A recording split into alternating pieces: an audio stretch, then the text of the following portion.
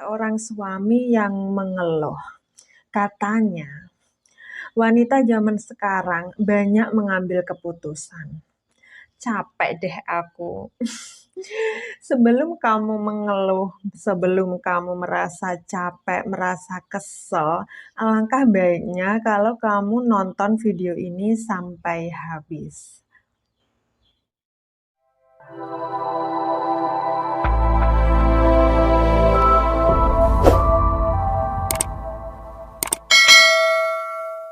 Hai, jumpa lagi bersama aku Yayu Imam Mardiana. Di video ini aku akan menjelaskan kenapa di dalam rumah tangga yang seharusnya dipimpin oleh suami dan suamilah yang mengambil keputusan diambil alih oleh istri. Tapi sebelum aku lanjutkan pembahasannya, buat kamu yang belum subscribe, silahkan subscribe dulu, kasih like, dan aktifkan tombol notifikasinya supaya kamu tidak ketinggalan informasi dari aku seputar masalah kehidupan kita dalam sehari-hari. Kalau sudah, aku lanjutkan. Penyebab pertama adalah karena istri mempunyai sifat lebih banyak maskulinnya dan si suami lebih banyak sifat feminimnya. Kita semua, aku dan kamu, adalah seorang manusia yang mempunyai tubuh fisik atau raga dan mempunyai jiwa. Dan sebenarnya sifat maskulin dan sifat feminim itu adalah sifat jiwa kita. Jadi, meskipun kamu seorang laki-laki pasti mempunyai, entah itu banyak atau sedikit, mempunyai sifat feminim. Begitu juga sebaliknya, meskipun kamu seorang wanita, sedikit banyak juga pasti mempunyai sifat maskulin. Dan kamu lihat sendiri di dalam diri kamu, apakah lebih banyak sifat maskulinnya atau sifat feminimnya. Aku maksud laki-laki yang feminim bukanlah laki-laki yang benci, bukan ya. Laki-laki yang feminim adalah seorang laki-laki yang mempunyai sifat wanita, seperti keibuan, penuh cinta dan kasih sayang, punya empati yang tinggi, seorang laki-laki yang suka mengandung, memelihara, dan merawat. Ya, seorang laki-laki yang tidak mempunyai ambisi besar, tidak mempunyai hasrat untuk mengalahkan, memimpin, dan menguasai. Begitu juga sebaliknya, wanita yang punya sifat maskulin bukanlah wanita yang tomboy. Yang aku maksud wanita yang maskulin adalah wanita yang mempunyai sifat laki-laki, yaitu seorang wanita yang kaku, yang mandiri, yang ambisi, yang punya hasrat besar untuk menjadi pemenang, untuk menjadi seorang pemimpin, untuk bisa menguasai. Seorang wanita yang punya hasrat mengendalikan. Dan Tuhan selalu menjodohkan maskulin dengan feminim. Seperti yang ada di semesta ini yang selalu mempunyai dua kubu yang berbeda atau yang berlawanan. Seperti siang dan malam, hitam dan putih, panas dan dingin, dan lain-lain sebagainya. Begitu juga kita manusia. Laki-laki yang maskulin akan dijodohkan dengan wanita yang feminim. Laki-laki yang feminim akan dijodohkan dengan wanita yang maskulin. Begitu juga sebaliknya, wanita yang maskulin akan dijodohkan dengan laki-laki yang feminim. Wanita yang feminim akan dijodohkan dengan laki-laki yang maskulin.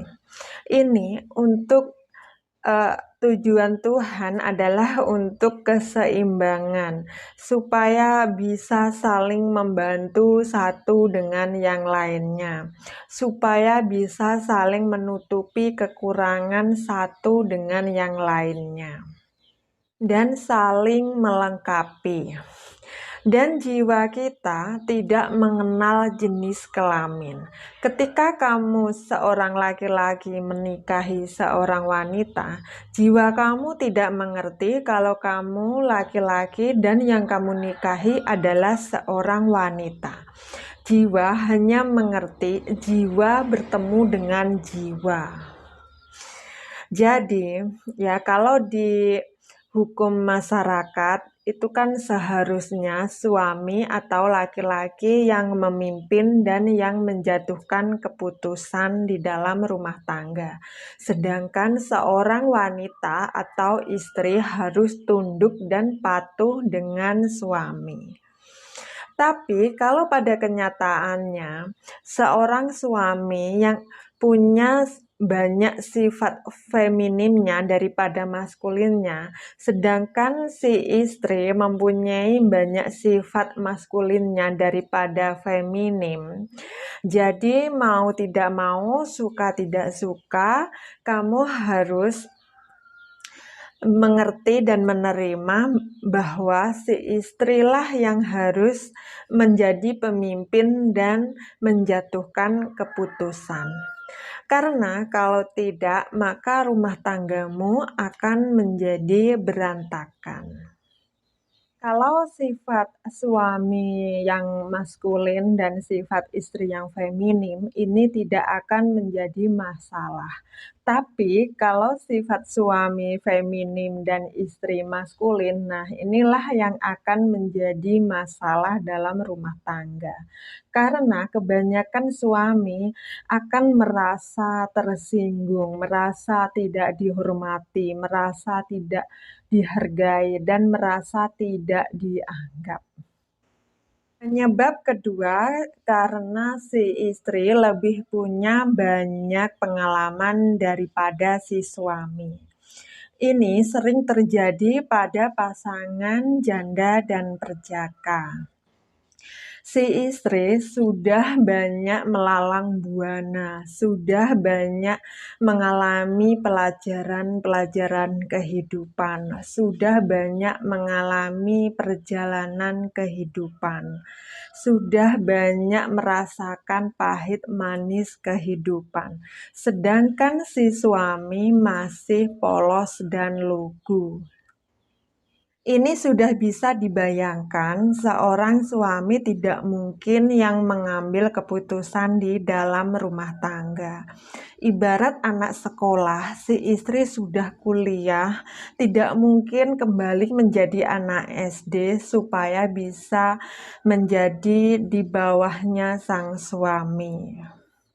Dan memang seharusnya si istrilah yang menjadi pemimpin dan mengambil keputusan di dalam rumah tangga.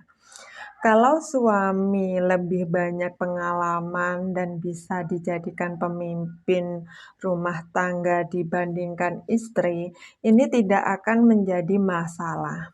Tapi kalau si istri lebih banyak pengalaman daripada si suami, inilah yang akan menjadi masalah.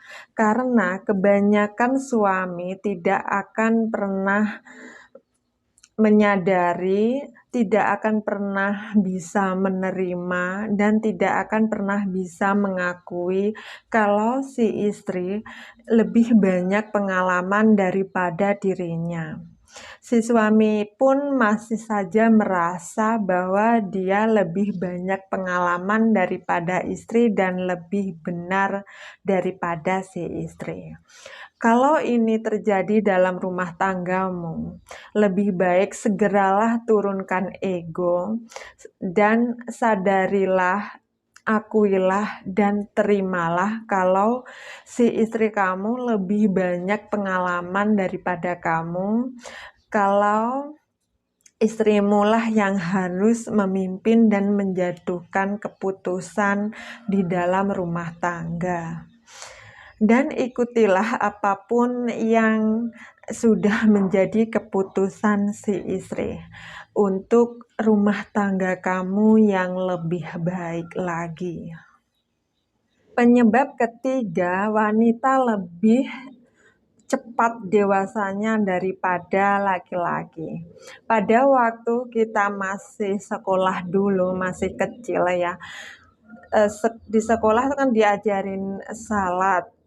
Terus wanita wajib salat itu umur 9 tahun, sedangkan laki-laki wajib salat umur 15 tahun. Ini membuktikan kalau wanita lebih cepat dewasa daripada laki-laki.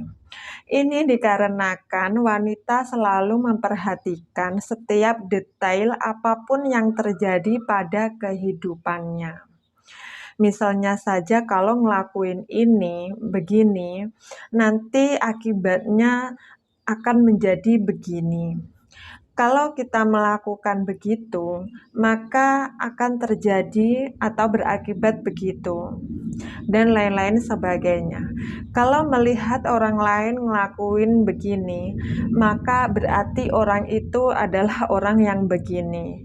Kalau orang lain itu ngelakuin begitu, itu berarti orang lain itu adalah begitu, dan lain-lain sebagainya.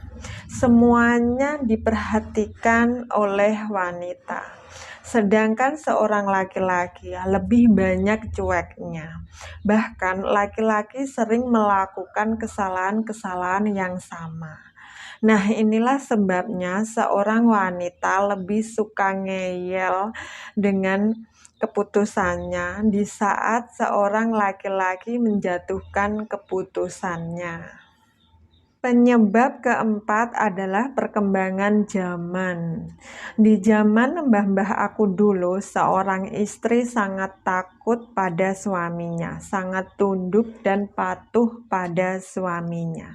Meskipun suaminya suka judi, suka mabuk-mabukan, suka selingkuh, bahkan suami menelantarkan anak istrinya. Tapi si istri zaman dulu tetap aja tidak berani berontak dan tetap aja patuh dan tunduk pada suaminya. Di zaman sekarang, kok ada suami melakukan banyak sekali kesalahan, apalagi sampai menelantarkan anak dan istrinya. Tentu saja si istri akan memberontak dan berani kepada suaminya. Dan di zaman sekarang, wanita memang dididik untuk menjadi pintar dan berani. Bahkan sama pemerintah, wanita dilindungi. Maka dari itu, wahai para suami, sadarilah istri kamu bukanlah wanita yang polos, lugu, dan bodoh. Istrimu juga bukan wanita zaman dulu.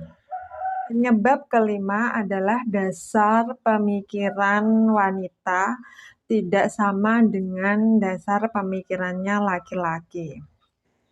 Wanita dasar berpikirnya itu yang penting, yang nomor satu adalah anak, keluarga, dan masa depan, yaitu ke dalam.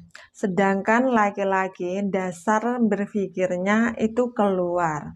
Misalnya seperti ini, kalau ada orang yang minta bantuan, kalau laki-laki semua dikasihkan sesuai dengan kebutuhan orang yang minta bantuan tersebut. Sedangkan kalau wanita, ia tetap membantu tapi sekedarnya saja. Yang penting tidak sampai mengorbankan kebutuhan keluarganya. Misalnya lagi, kalau laki-laki mengambil keputusan itu berdasarkan teman-temannya, berdasarkan keluarganya, berdasarkan umumnya orang. Tapi kalau seorang wanita mengambil keputusan itu berdasarkan kepentingan anaknya, keluarga kecilnya, dan masa depannya. Nah, inilah sebabnya wanita di zaman sekarang lebih banyak mengambil keputusan. Nah, itu tadi adalah penyebab kenapa wanita di zaman sekarang lebih banyak memimpin dan lebih banyak mengambil keputusan di dalam rumah tangga. Saran aku buat suami, tidak usahlah terus merasa tersinggung, merasa tidak dihormati, tidak dihargai, dan tidak dianggap.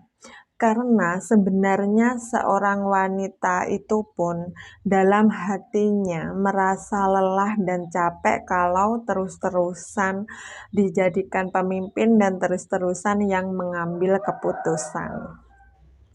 Saranku, alangkah baiknya kalau semua bekerja dan menjalankan tugas sesuai dengan kekurangan dan kelebihan masing-masing.